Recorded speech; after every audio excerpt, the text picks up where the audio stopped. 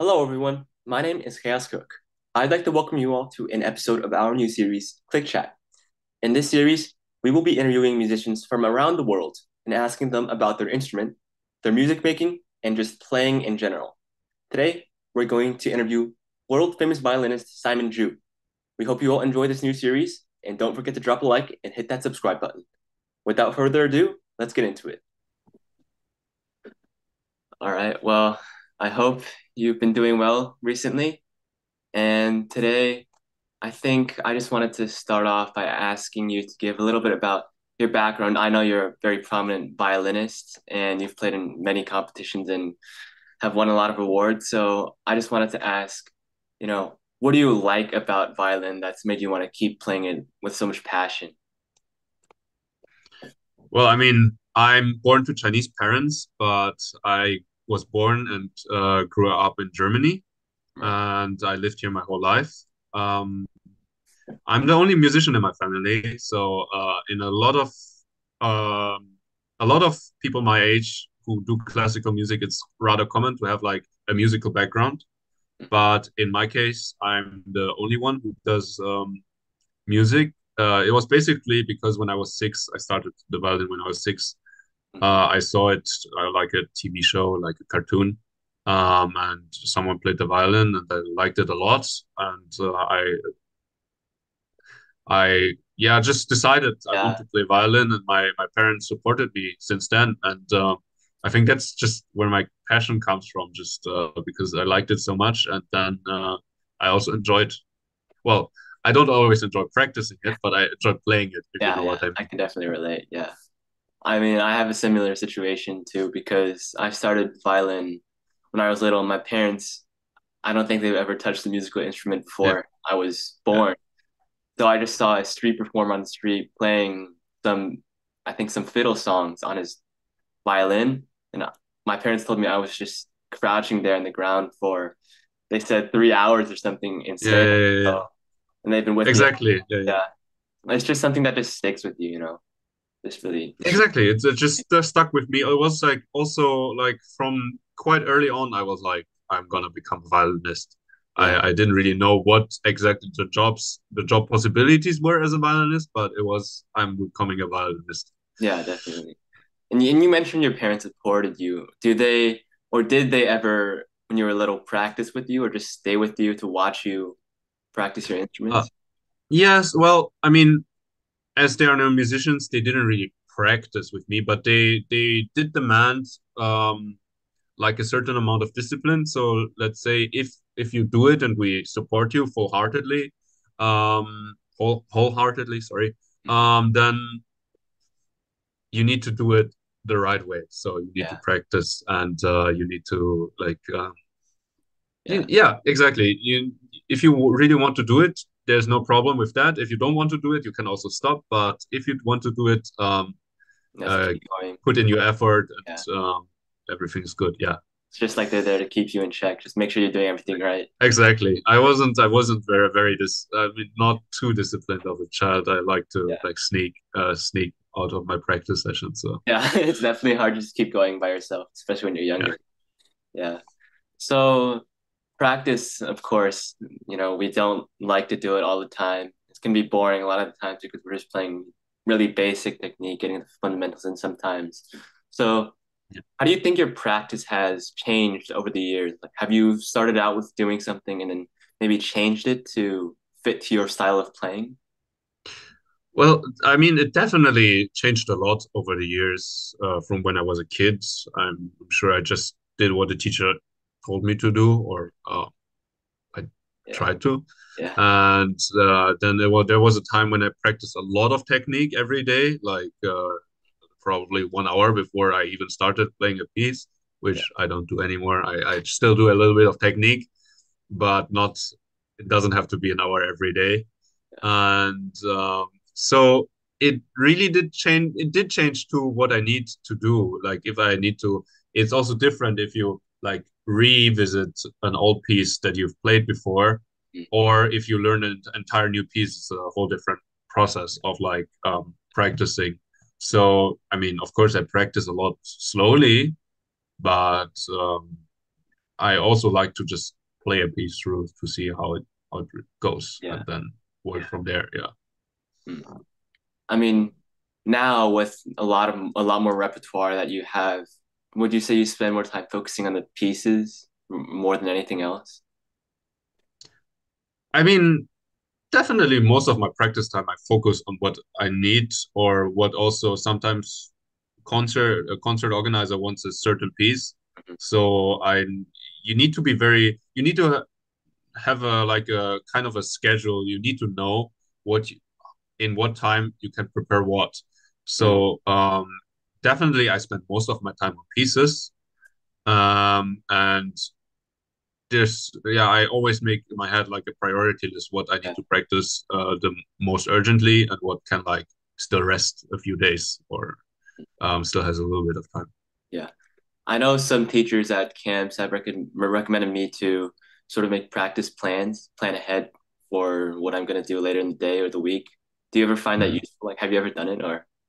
Well, I'm not a very well organized person. I mean, in certain ways, I usually know what I have to play, but I never made like a strict practice Specifically, plan. yeah. I just tell myself on the day or the week I need to practice this, but I don't. I know some colleagues or some friends who really have like a notebook and they write 45 minutes of this piece. Sorry, Yeah.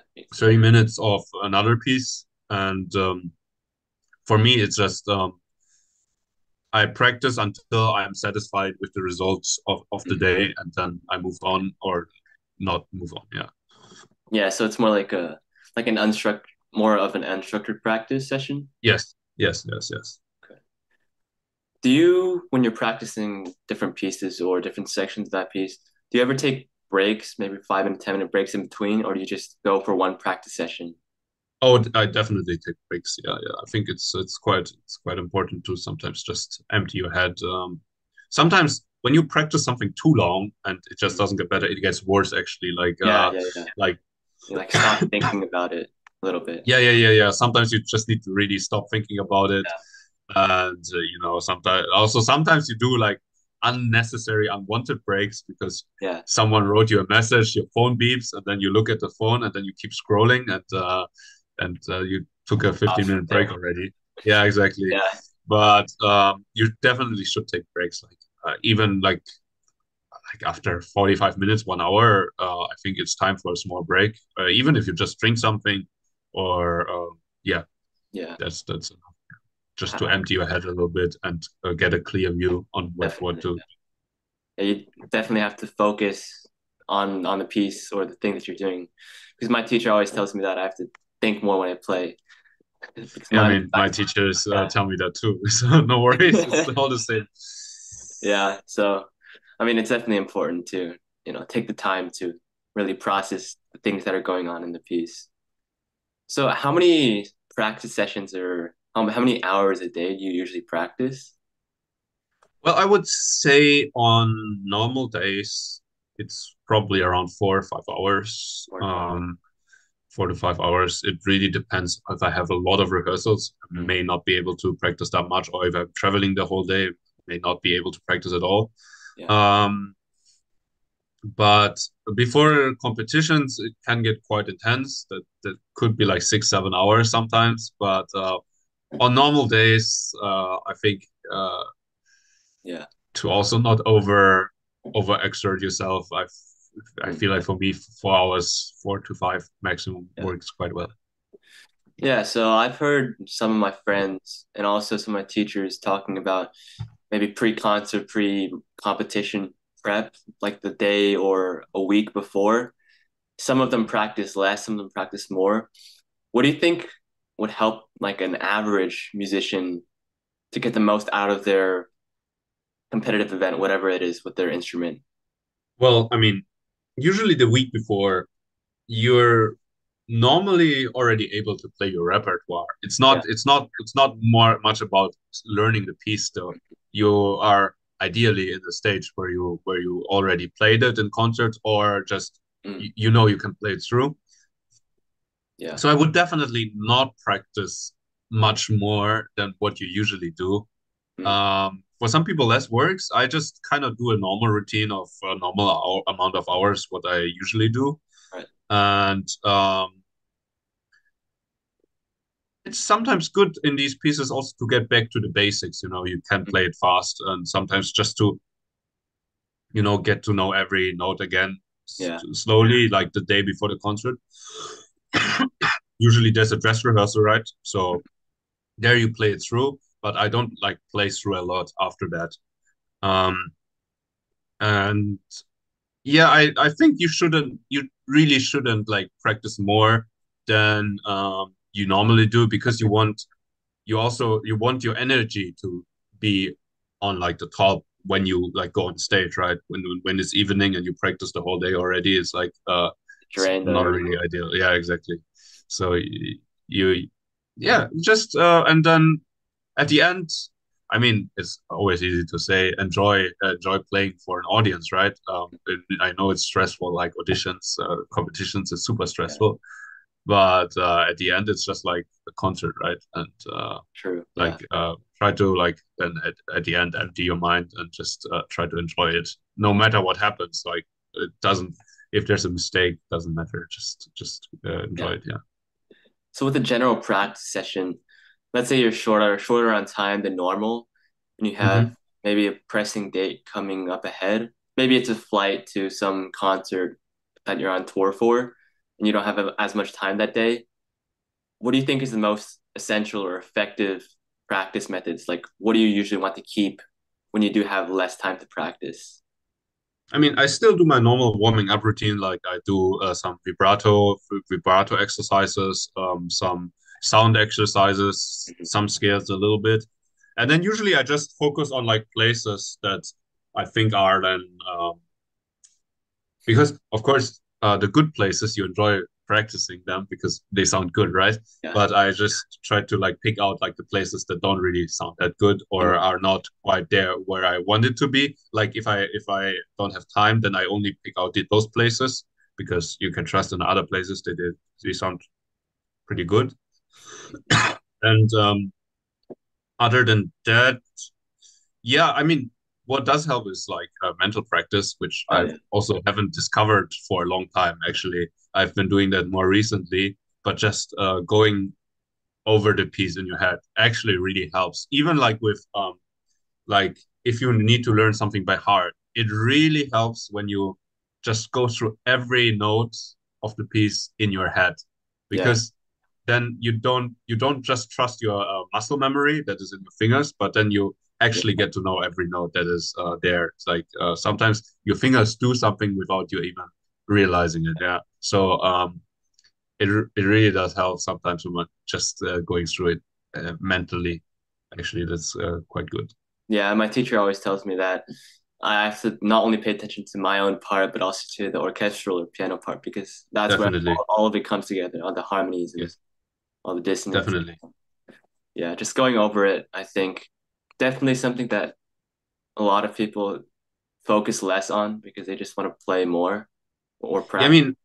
I mean, of course, you need to know your part very well, and you need to play in tune and everything that is important. But at the end, there's still a higher step of that, right? Yeah, Of doing music together. It's always if it's with piano or if it's with orchestra, it's always some kind of chamber music, and like you're always doing music with people together, so it's always reacting mhm. and and acting like they react to you, you react to them, right? Uh-huh. So it is helpful if you also know the other uh, Yeah. part of the Yeah. piece. Yeah. How do you manage to keep a lot of repertoire in your head at the same time? Because each of them has their own individual aspects and stuff, things you have to remember, really specific stylistic details. Is there like a way you memorize everything, or do you just like And uh, no, like for me, memorizing wasn't necessarily a big problem ever. Like it was always pretty. Like I never did like actively. I basically never did like active practicing to memorize pieces. mm, That wasn't like the hardest for me. It's yeah, I mean, I just usually after some time of playing the piece, You I just get to get know into it and I memorize it. yeah. But if there's really a time issue, I either you can also really play with score. There's no issue with that either. Or like sonatas, I play with score Oh yeah. anyways. Yeah. Yeah, because I feel like it's chamber music and the piano and the violin are like on the same level. But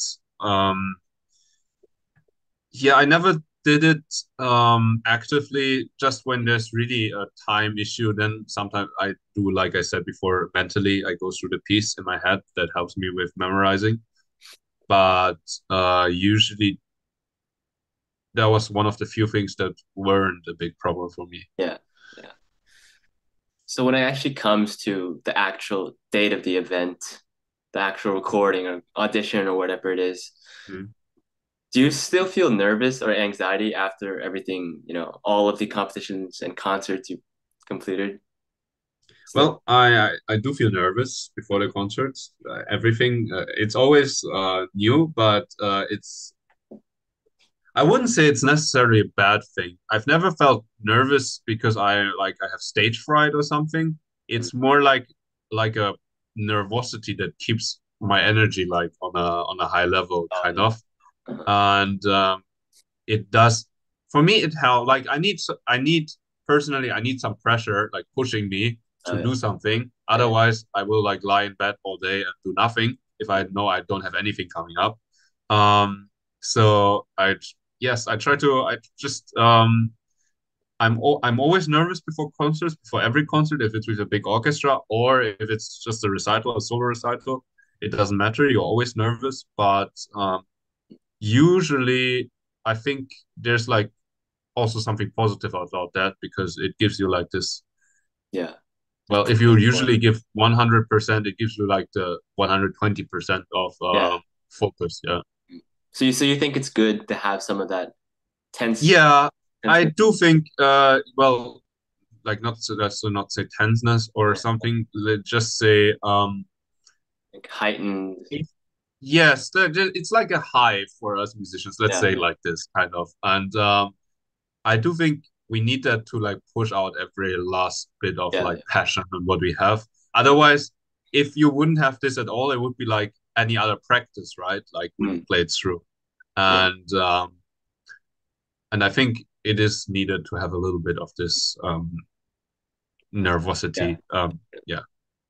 And I mean, when you practice, when anyone practices, it's sort of harder to generate that Yes. realistic feeling, like because we do want to have a somewhat similar environment when we're practicing to the actual like event location or atmosphere. You think there's a good way to imitate that, like the maybe a little bit of that anxiety or nervousness, even if it's just a little bit when you're actually just Yeah. I practicing? mean, it was always that was a thing that was quite hard for me. Like even in recordings, I really struggled to actually, and I still struggle to actually recreate the feeling of being on stage in front of an audience. Hmm. Um, what does did help for me was like actually, when you want to play through a piece, putting just some friends or some family members like in the back, like an actual audience, and let them listen. So you have kind of an audience to play for. Yeah, That did help for me because it's really not easy to recreate this feeling of actual. playing a concert. Yeah, an actual concert. Yeah, and I still struggle with this. And but what did help personally for me was just having some Bringing audience, people. Yeah, basically sitting in the back. Yeah. definitely. Yeah. So I mean, when you actually play in the competitions, because you won the Paganini, was it the concerto competition or just Well, I mean, music? it was the Paganini competition. It was like Yeah, Paganini four competition. rounds, four rounds. Yeah. Yeah, and then you The also last round, the last two rounds were like concerto rounds. Yes. yeah, and other competitions like that, like the Menyuhan you played in also. Like, Yes. does that feel any different from maybe a smaller competition? Because obviously, like the stakes are definitely a lot higher. The pressure's more. So how do you feel when you're actually on stage and you're, being judged and observed? Oh, actually, well, actually, for me, like when I like before I'm super nervous and I like every scenario goes through my head, what could happen and stuff. But when I'm on stage, it usually at the end actually feels like a concert. Like when I was in the final round, so it was the last three of us. And we both played two violin concertos on one evening, so it was quite a lot. Um, I was like, well, I mean, it doesn't really matter anymore what happens, right? So I Yeah, just go for and it. you just go for it, and you don't really bat an eye on the jury because that's really not that important. At the end, there's a whole audience, and they're expecting a concert performance. So this thought helped me really get going Mm. on these rounds. Yeah. Yeah, so it's just like immerse yourself in the music you're playing, right? Exactly, exactly. Yeah. That's it. At the end, everyone is a music lover in the audience, so even the jury, right? Yeah, Otherwise, too. Well, it wouldn't be hopefully at there. least they Yeah. wouldn't be there exactly. Hmm. Yeah, so I mean, when you're after the performance or even during the performance, like let's say you did really well in one scenario, right? But then maybe on another day you didn't do so well. Like how is your post concert reaction to that? Like, does your practice session change at all, or do you do anything? Mm, Not really. Like, I mean, there was always like days where you have like worse days than Mhm. than other days. So like you just played worse than usually, or maybe the concert 2 days ago was like way better than what you did today. Um, I mean, then I am quite disappointed with myself, of course, and it's frustrating. But I don't think I necessarily changed anything in my practice session Mhm. because you when usually, I mean, I would say at least this occurrence of having a really bad day should only happen Give you, like in 5 to 10% of the performances, right? yeah, If it's like 80% of the performances, then you might need to change something in your yeah, routine, something yeah. But if it's usually working, I wouldn't necessarily change my change routine anything. just because you had like one bad day, because everyone has bad days. Yeah, There's at the end, there's always a lot going on in our minds. Something can happen, and it's normal. And I mean, of course, you need to review it, what happened, and try to do it better next time, yeah. but not necessarily change your routine. Mm. So you say you enjoy the thrill of performing for others, right? In competitions. Definitely, definitely. Well, I just as much as when I normally perform in a concert, like yeah, it's Mm. nice to have Mm. an audience listening to you. And there's just something different, I think. I mean, recording something is definitely different from like a live concert. Definitely, yes. Because sometimes, Usually, yeah, what I found with myself, it's a little bit slower than my live performances. Definitely, like the yeah, tempo is yeah, a yeah, little bit slower, and just sometimes it just doesn't have the drive of the concerto yeah, perform like yeah, in an actual concert. yeah. It's just something different about the feeling of playing the piece. Just having Yeah. that Yes. people in front of you Yeah. just feels. I mean, even if you didn't necessarily play amazing, it still feels like you accomplished something big at the end of it. So it's definitely something to Yes. look forward to, I think. Exactly. And then there's also this mindset of in the recordings, I can always redo it, right? Yeah, Which yeah, is not necessarily the best thing. You should like always like try to go for like now is the time. Now is like this one we have this one chance and we yeah. should take it.